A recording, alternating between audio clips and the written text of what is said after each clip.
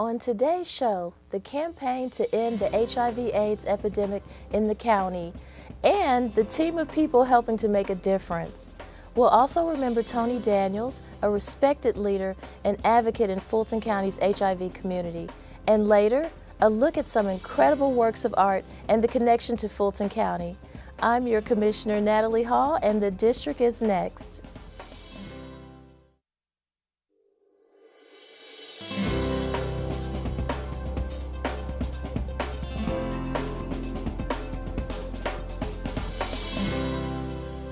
Welcome to the district. I'm Fulton County Commissioner Natalie Hall. This year, Fulton County is hoping to make great strides in its fight to end HIV and AIDS in the county. As you may know, reports show Fulton County is having the highest rate of HIV/AIDS cases in our region. Later in this show, we will share more about the Fulton County HIV/AIDS Prevention, Care, and Policy Advisory Committee and how their work could change lives here in our county. But first, we want to remember a champion who used his voice and his gifts to advocate for the HIV community. I'm talking about Anthony Carl Daniels, known simply as Tony Daniels. Rev Don Teague was a friend of Tony, and together they collaborated on a number of political and cultural endeavors, all in an effort to bring awareness to HIV/AIDS. Reverend, thank you for joining us. For our viewers, Reverend Teague, please tell me more about yourself. I'm currently the minister at a brand new Unitarian Universalist congregation in the West End. So we're in Fulton County, and it's Abundant Love Unitarian Universalist congregation. And we worship at the Hammond's House Museum on Sunday mornings. Oh, nice. Well, we know Hammond's House. They are a great partner in the arts and culture space. They have been wonderful landlords for us. Great. Wonderful. And so tell us how you came to meet Tony Daniels. Wow. I think that Tony and I had the privilege of being among the black gay men in the late 80s, early 90s, who were working to stop the epidemic, challenge the epidemic, and do what we could in an environment that was far less than accepting. And what I remembered was that Tony and I met while we were doing poetry and at meetings and that kind of thing. And then I was doing my own poetry reading, and one of our mutual friends said that I had to join what was a writers collective. And Tony had started that writers collective. And that's when our friendship went from being an association to a real friendship and a real connection. So I joined Adodi Muse, which was a writers collective, and then we morphed into a performance ensemble. Oh, that's very good. And we're still out there. You're still out there? Yes, we are. Okay. Yeah. So you have to tell us more about that later in the show. Okay. Could you describe to us what Tony Daniels represented in Fulton County, and what type of impact would you say he had on Fulton County? It's almost immeasurable, because Tony, as a young man, and that was when he was in his late 20s, was already diagnosed with HIV and then later AIDS. And because he had the time and the chutzpah and the energy, he devoted himself to his writing, to helping organize other members of the community to not only support arts and what we were doing to say that we were important, but also to fight the epidemic as somebody living with the epidemic. And at a time when you never heard anybody saying, I have HIV, I have AIDS, Tony put it in his poetry. So from that launching pad, and because he was available, he took his leadership to helping start the first ever Black Gay Pride celebrations and our performance group, and he sponsored poetry nights. he was everywhere. He was a receptionist at what became one of the centers for the community. Yeah. Well, tell us, how did Tony Daniels' papers become acquired by the Auburn Avenue Research Library, and how important is it for them to be there? We had the real horrible incident of Tony passing away in 1998 to a car accident. So he did not pass away from HIV. He died as a result of a car accident. And because I was close to Tony, and our other partner in our performance trio was Malik Williams, and Malik was granted his papers by the family. And Malik decided that I should keep them. Well, I thought it was a good thing that I had all of these papers, my own, Tony's, the performance groups. And I actually showed them to a friend of mine, and he said, "Duncan, these can't be here." And I didn't understand what he meant. He said, "If your house has a fire, we're going to lose all this. And there are people who need access to this." And to be honest, my significant other was very happy to have me donate my papers, Tony's papers, to the Auburn Avenue Research Library. And the Auburn Avenue was thrilled to have them. That is wonderful. I'm glad we were able to actually acquire those papers.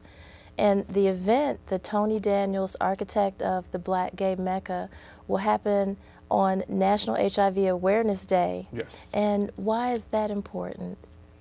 It's important because Tony was a voice for a community that really didn't feel like they had a voice.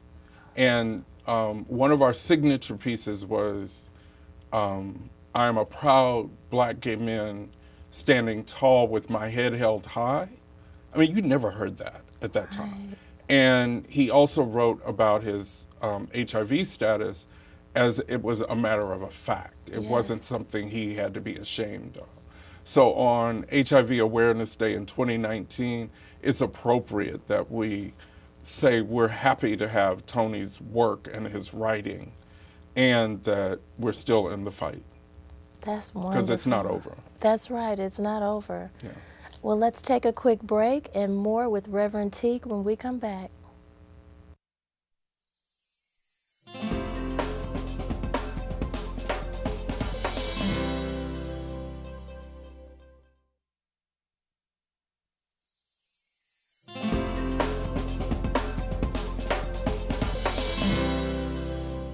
Welcome back.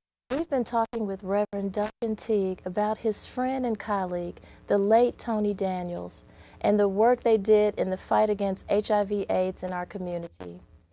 What are your fondest memories of Tony Daniels? Tony liked having a good time. And he also was a hard worker. So the harder we worked, the more fun we had. And the performance group had gotten to the point where we actually had opened for Craig Hickman at the National Black Arts Festival. So we were on stage at the National Black Arts Festival.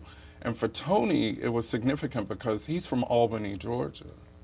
So he's, he's homegrown, and he's made it to a pinnacle of, Black art. And the show was primarily written by Tony, and we were a success. We had 2 shows. They weren't sold out, but we had very good audiences, very good audiences. And a lot of the people who came to see Craig were there to support us, because Craig was from Boston. He is from Boston. He's actually an elected official now, too. Really? But that was one of the fondest memories, was that we were on stage, successful, in our own city, doing work that we were proud to be doing. And recognized. Yes, that's wonderful. It was wonderful. And what can HIV advocates learn today about the legacy of Tony Daniels? That we can't stop this epidemic from a position of being ashamed or closeted about who we are. Right. It doesn't work that way. And actually, one of the sad parts about Tony's death was that we lost him, as I said, in a car accident, Yes. but while he was at one of the healthiest points in his life. And his parents had seen him, nearly at death's door and rebound. And another funny memory is that while he was in Grady, sick with HIV, he was having meetings and rehearsals. Wow. That's how powerful he was. Yes, that shows his determination and Exactly. dedication to the cause. Yeah. That's So amazing. there's no excuse to stop and to not put your best forward. So is there anything else you'd like for Fulton County residents to know most about Tony Daniels? That he was an authentic young man. And we had arguments about, my authenticity versus his. And not every project that Tony did I necessarily want to be 100% behind. But there's a way in which real leaders know how to bring you along. Yes. And sometimes they ask and sometimes they tell. That's right. And that was Tony. And so I don't have any regrets about supporting his work now. But it wasn't all fun and games. Yes. But it was all serious and it was all important. And now I'm very proud to have, sometimes been coaxed into doing it. Yes. And that Tony did live in Fulton County, if I'm not mistaken, the entire time he was in Atlanta. Wow. Yeah. So he did the work right from inside the community. He sounds like a true leader because leaders create other leaders, not Oh, yeah. followers. And from what you just said, that's exactly what he was doing. He was creating leadership Yes. and leader in you. But also, it appears that you had a great friendship because real friends do have arguments. Yes. But the beauty of the Yes. friendship is that you come out of that argument and it just makes your friendship that much stronger. And because we performed together and wrote together and did so much, the three of us and then the rest of the folks who supported us at the time, we did have an authentic friendship. Yes. That carried us through some hard times. When I lost my mom, prior to Tony's death, he was there to support me. I'll never forget that. Yes. And you mentioned his papers earlier. What exactly is in the papers? A lot of this is, as the personal computer is coming to be a part of our lives, Yes. nothing like it is now. So they're handwritten. Wow. And then one of our dear friends who helped co-found the Writers Collective had a dot matrix printer.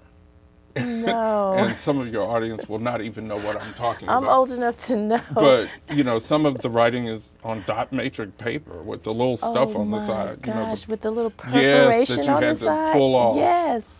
And a lot of it is his poetry, his journals, his personal reflections, and even in some of the journals where he wanted us to go. In '98, when he died, shortly after the car accident from the head injury, we were booked with our own show at the National Black Arts Festival. So the first half of that show was his poetry and dedicated to him, because we had to go ahead and do the show because we didn't want to be haunted. That's beautiful. So if people want to learn more about the event, Tony Daniels, architect of Black Gay Mecca, where can they go to find out more information? That information is available, if I'm not mistaken, at the Facebook page for the Auburn Avenue Research Library. Okay. And also, what brings me here today is the support of the Counter Narrative Project, which is also a sponsor of that event. Okay, great. And what's amazing about that is some of those people in the counter narrative are so young that they missed Tony. They never even got to meet him. But they're doing the yes. work and they're honoring him. And that feels good. That's a beautiful thing. Yeah. Well, thank you, Reverend, for your work and for your time. Thank you for having me. And when we come back, a look at the work being done by the Fulton County HIV/AIDS Prevention, Care, and Policy Advisory Committee. Stay with us.